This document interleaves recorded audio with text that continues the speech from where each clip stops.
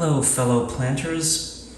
So today I'm going to talk to you guys about the profile, care, and propagation of the Fishbone Cactus. It has various names.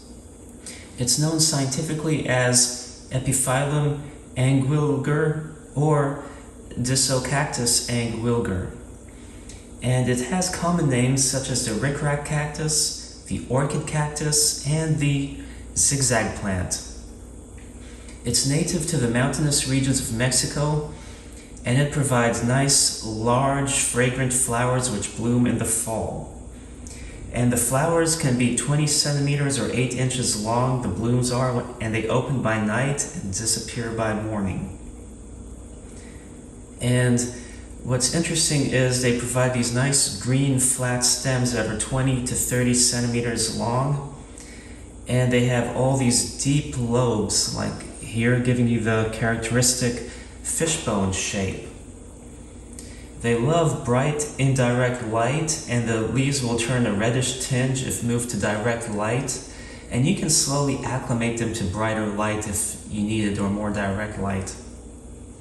You know, you give them an hour or two of morning sunlight and they'll be happy. They're comfortable at room temperature because they are from the tropics.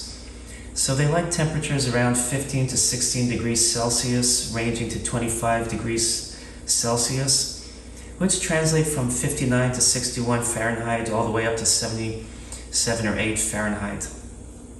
Of course, you don't want them in temperatures lower than 10 degrees Celsius, which is like 50 degrees Fahrenheit.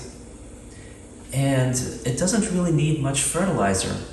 Just fertilize during the growing season, just half strength of the fertilizer every couple weeks. You may want something that's good for tomatoes, something that's also like high in potassium. And you don't have to repot it all the time, maybe once every couple years or so. But you do want to give it a well-draining soil. And usually the stems, once they're around 3 years or older, once they mature, that is when they will bloom. And you could propagate them via soil or water propagation.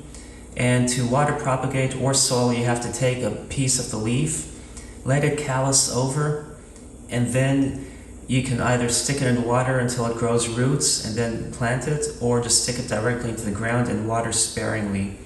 So while some plants, if you soil propagate, just, I've suggested before, just fill up the pot completely with water. This you don't have to oversaturate. That will not be good for it.